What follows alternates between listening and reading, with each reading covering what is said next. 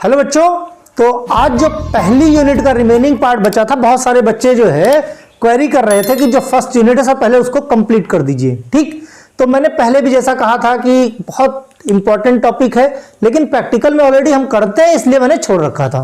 कोई बात नहीं, अब हम क्या करेंगे, पहले पहली यूनिट कंप्लीट कर लेंगे, उसके बाद dental product side by side हम चलाते रहेंगे। ठीक, तो हमने टाइट्रेशन क्या होता है, वॉल्यूमेट्रिक एनालिसिस क्या होती है, एसिड बेस टाइट्रेशन क्या होता है, एसिड बेस इंडिकेटर क्या होते हैं, न्यूट्रलाइजेशन कर्व क्या होते हैं, इसके पहले 3 वीडियोस में सारी चीजें हमने देख ली थी, है ना। तो एसिड बेस टाइट्रेशन में जो एक्वस टाइट्रेशन होता है वो हमने देख लिया था। आज हम देखेंगे क्या, नॉन एक्वस टाइट्रेशन, जिसको इन शॉर्ट बोलते हैं NAT। मतलब अगर एग्जाम में आपके आ जाए शॉर्ट नोट ऑन NAT तो आपको पता हो जाना चाहिए कि यह बात कर रहा है नॉन एक्वस टाइट्रेशन के बारे में। जैसे कि नाम से ही पता चलता है, नॉन एक्वस मतलब ये कि इसमें पानी का इस्तेमाल नहीं है, इसमें जो पानी होगा उसका इस्तेमाल नहीं किया जाएगा, इसलिए ये नॉन एक्वस होगा। ठीक, अब non aqueous solvent other than water. ठीक, तो इसकी जरूरत क्यों पड़ी, क्यों जरूरत होती है, एक्चुअली होता क्या है, बहुत सारे ऐसे सब्सटेंस होते हैं जो पानी के साथ डिसॉल्व नहीं होते हैं, और जब वो डिसॉल्व नहीं होंगे तो उनका हम टाइट्रेशन नहीं कर पाएंगे। ठीक, दूसरी बात ये कि जैसे पानी होता है, पानी क्या है, कभी कभी वीक एसिड के लिए की तरह, कभी कभी वीक बेस की तरह, दोनों की तरह वो यूज होता है। मींस प्रोटॉन दे भी सकता है और एक्सेप्ट भी कर सकता है, तो दोनों उसके अंदर क्वालिटीज होती हैं जिसकी वजह से दूसरा वीक एसिड और वीक बेस को अगर पानी में आप डिसॉल्व करो तो कंप्लीट डिसोसिएशन नहीं होता। जब कंप्लीट डिसोसिएशन नहीं होगा उसकी वजह से शार्प एंड पॉइंट नहीं पता चलेगा, एग्जैक्टली एंड पॉइंट कहां पे है। यही एक वजह, जब हमने न्यूट्रलाइजेशन कर्व पढ़ा था तो मैंने वीक एसिड वीक बेस का न्यूट्रलाइजेशन कर्व नहीं पढ़ाया था। क्यों? क्योंकि उसमें कंप्लीट न्यूट्रलाइजेशन ही नहीं होता, एकदम एग्जैक्टली क्लियरली विजिबल नहीं होता है कि that is the end point of this. बात समझ आए? तो ये सारी चीजें होती हैं। बहुत सारे ऐसे सब्सटेंस होते हैं जो पानी के साथ रिएक्ट करके दूसरा सॉल्ट बना लेते हैं। अब दूसरा सॉल्ट जब बना लेंगे तो भी आपको एंड पॉइंट नहीं पता चल पाएगा। आप एसिड बेस टाइट्रेशन कराने जा रहे हो, पता लगा उसने सॉल्ट बना लिया, कुछ और बना लिया, राइट। तो इस कंडीशन में ये सारी चीजें परफॉर्म नहीं होती हैं। हाँ, तो उनका फिर क्या किया जाए, बेटर एंड पॉइंट डिटेक्ट करने के लिए हमको करना क्या पड़ता है, फिर हमको नॉन एक्वस सॉल्वेंट लेने पड़ते हैं। ठीक, नॉन एक्वस सॉल्वेंट में उसको हमें डिसॉल्व करना पड़ता है, उसके बाद उसका कॉन्सेंट्रेशन हमको क्या है, जो हमारा स्टैंडर्डाइजेशन का या टाइट्रेशन का जो मेन एम होता है, ठीक, to know the concentration of unknown compound, वो हमारा अचीव हो जाता है। अब ये देखो, समझाने वाली बात तो यही इतनी थी, लेकिन आप लिखोगे क्या, मेन चीज तो यही आती ना कि सर आपने समझा तो दिया, नोट्स कहां। देखो बहुत सारे बच्चे PDF मांगते हैं, मैंने पहले भी बताया 6 महीने हुआ इस चैनल को चलते हुए, तो नोट्स अवेलेबल नहीं, नया नया चैनल है, अभी समय लगेगा इन सब चीजों को डेवलप करने में। ठीक, अकेले मैं ही हूं, तो ये सारी चीजें, हाँ कुछ मेहनत मैं करूं, कुछ मेहनत आप करो। आपके लिए मैंने बोर्ड पे लिख दिया है, इसको मैं समझा भी दूंगा वर्ड बाय वर्ड।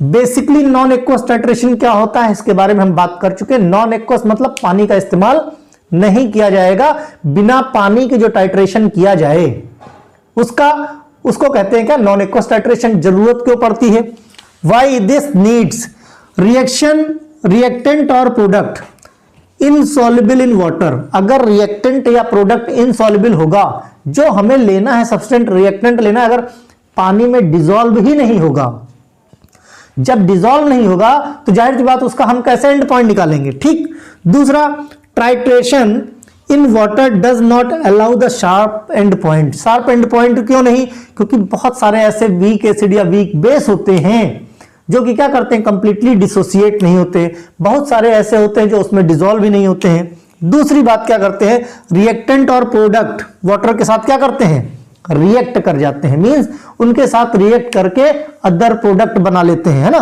तो कहने का मतलब यह है कि जब हम टाइट्रेशन करेंगे तो जिस कंपाउंड का टाइट्रेशन कर रहे हैं, मान लिया बेंजोइक एसिड का कर रहे हैं, है ना, या मान लिया एफेड्रिन का टाइट्रेशन ऐसे कर रहे हैं हम, है ना, तो ये सारी चीजें निकालने के लिए ऐसे कर रहा है बेंजोइक एफेड्रिन का, उसने वाटर से रिएक्ट करके कुछ और बना लिया, तो उस केस में क्या होगा, हमें एफेड्रिन का तो नहीं मिलेगा, किसी दूसरे का एंड पॉइंट मिल जाएगा, तो वहां पे रिजल्ट हमारा गलत हो जाएगा। ठीक, तो यही सारी नीड, भाई बोलते हैं ना एनालाइट टू वीक और वीक बेस। अगर जो एनालाइट है जिसको हमें एनालिसिस करनी है, वीक एसिड या वीक बेस है, तो उस केस में क्या करते हैं, ये हम पता नहीं लगा पाएंगे। क्यों? क्योंकि कंप्लीट डिसोसिएशन नहीं हो पाएगा। राइट, तो बात करें अगर हम, तो इसके लिए हमें जरूरत क्या पड़ेगी, जरूरत पड़ेगी नॉन एक्वस सॉल्वेंट की, नॉन एक्वस रिएजेंट्स की। ठीक, अब देखो जब बात आती है एसिड बेस की, तो एसिड बेस की कहीं भी बात करेंगे तो हम एसिड बेस थ्योरी को नहीं भूल सकते। किसको नहीं भूल सकते? Acid base theory. ठीक, अगर बात की जाए तो एसिड बेस थ्योरी सबसे पहले कौन सी थी? आर्हेनियस की, है ना, हम ऑलरेडी पढ़ चुके हैं। लेकिन आर्हेनियस की जो थ्योरी थी वो क्या बोलती थी, वो एक्वस सॉल्वेंट में अगर H+ आयन देता है तो एसिड, है ना, और एक्वस सॉल्यूशन में यानी वाटर में अगर OH आयन दे तो बेस। राइट, तो इसका मतलब आर्हेनियस की जो थ्योरी थी, चूंकि नॉन एक्वस है, यहां पे तो हमने पानी लिया ही नहीं, जब पानी नहीं लेंगे तो आर्हेनियस की थ्योरी बिना पानी के बेकार, क्योंकि ये एप्लीकेबल होती थी केवल वाटर के केस में, यानी ये थ्योरी लग नहीं सकती। दूसरी थ्योरी क्या है? दूसरी थ्योरी थी ब्रॉन्स्टेड एंड लोरी की। अब जो ब्रॉन्स्टेड लोरी की थ्योरी थी वो क्या बोलती थी? वो बोलती थी जो प्रोटॉन डोनर है वो क्या है? एसिड है, और जो प्रोटॉन एक्सेप्टर है वो क्या है? बेस है। सबसे ज्यादा accepted theory non aqueous titration के केस में ब्रॉन्स्टेड लोरी की थी। क्यों? क्योंकि इसमें भी एक केस था, प्रोटॉन डोनर, ये एसिड तब होगा, ये प्रोटॉन तब दे पाएगा जब सामने कोई प्रोटॉन एक्सेप्टर हो, यानी कोई बेस हो। देखो सीधी सी बात समझो, एसिड तब होगा जब कोई प्रोटॉन, भाई जाहिर सी बात है ये प्रोटॉन दे रहा, कोई ले नहीं रहा, तो जाएगा कहां प्रोटॉन? वापस उसके पास आ जाएगा, तो प्रोटॉन डोनर कहां से हुआ? यानी प्रोटॉन एक्सेप्टर भी चाहिए, यानी एसिड बेस। देखो नॉन एक्वस भी क्या है, ये भी type of acid base titration का ही है, बट यहां पे क्या है? Non aqueous. राइट, ये नॉन एक्वस टाइट्रेशन है, यहां पे पानी की जरूरत नहीं पड़ती है। तो वाइडली जो है बहुत सारे ऐसे जो है many reactions which occur in non aqueous titration, जो आपका फार्माकोपिया है, बहुत सारे ऐसे किए गए हैं, बहुत सारे ऐसे किए गए हैं, किसके थ्रू? नॉन एक्वस टाइट्रेशन के थ्रू। और वहां पे थ्योरी कौन सी एप्लीकेबल हुई है? ब्रॉन्स्टेड एंड लोरी की थ्योरी। राइट, अब देखो इसमें क्या है, एक टर्मिनोलॉजी होती है एसिडिमेट्री। क्या होती है? एसिडिमेट्री। इसका जरा स्क्रीनशॉट ले लो तो मैं कुछ समझाता हूं आपको, ठीक है? उम्मीद है स्क्रीनशॉट ले लिए होगे। तो मैं देखो ये ऊपर की चीजें आपको समझ में बेसिकली आ गई। एक्चुअली स्क्रीनशॉट इसलिए क्योंकि आपको नोट्स मिल जाए। ठीक, कुछ टर्मिनोलॉजी होती हैं जो यूजुअली समझ में नहीं आती हैं, इसीलिए, और मैं पढ़ाऊं और समझ में ना आए तो भी मजा नहीं आएगा। जैसे एसिडिमेट्री, है ना, एसिडिमेट्री की बात करें या एल्कलीमेट्री की, या एल्कलीमेट्री की बात करें, दो चीजें हैं। अब देखो बेसिकली एसिडिमेट्री में क्या होता है, देखो एसिडिमेट्री में क्या होता है, इसमें हम क्या करेंगे, ठीक उल्टा, याद रखने के लिए याद रखो, determination of concentration of base using standard solvent या standard acid।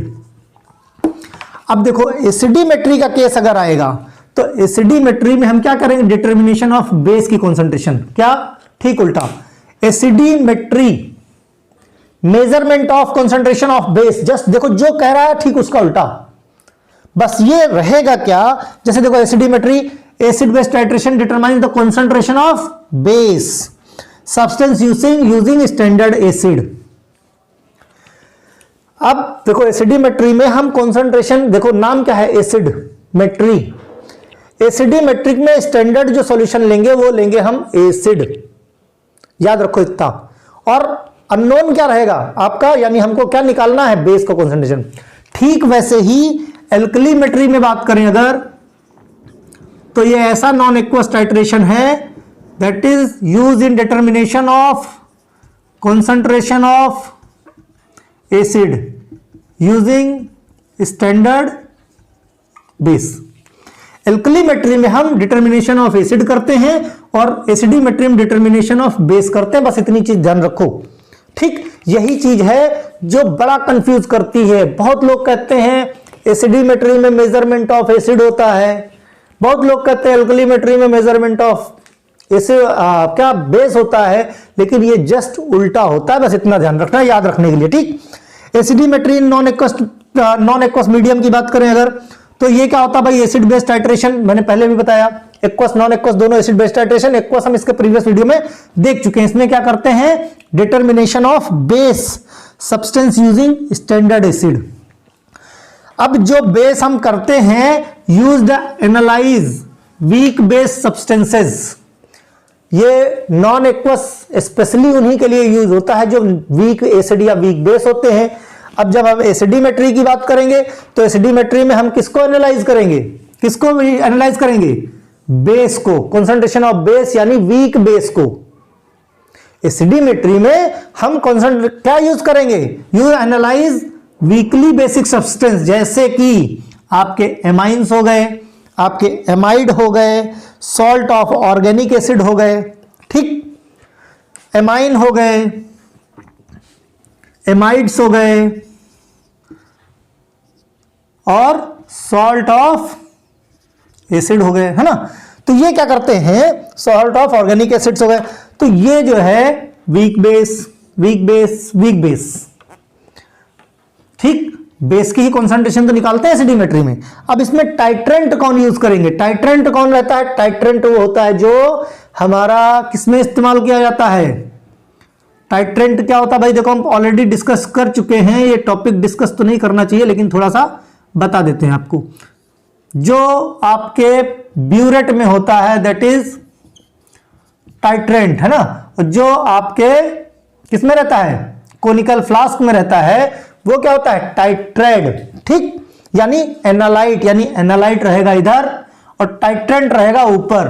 तो जब हम एल्कलीमेट्री की एसिडीमेट्री की बात करेंगे तो एसिडीमेट्री में नीचे रहेगा बेस और ऊपर रहेगा एसिड।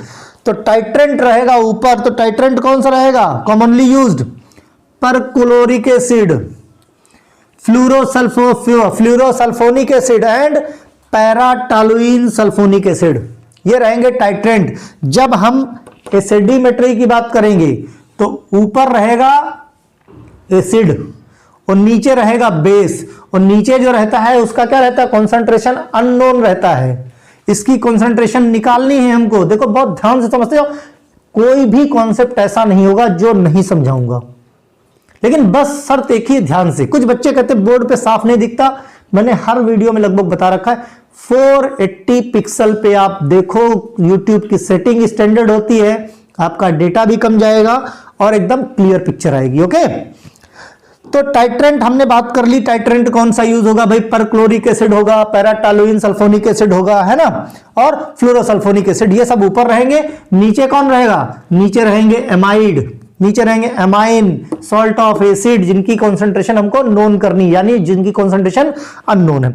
ठीक उसी में अगली टर्मिनोलॉजी आती है एल्कलीमेट्री, जस्ट अपोजिट। एल्कलीमेट्री में क्या करेंगे हम, एल्कलीमेट्री में जो स्टैंडर्ड सॉल्यूशन लेंगे वो लेंगे हम बेस, और नीचे क्या रहेगा, एसिड। ठीक, acid base titration determine the concentration of एसिडीमेट्री में हम कॉन्सेंट्रेशन ऑफ बेस अननोन का जो है क्या है, अननोन रहता है, और एल्कलीमेट्री में किसका मेजरमेंट करते हैं, हम एसिड का करते हैं। ठीक, जस्ट उल्टा है, इतना ध्यान रखो।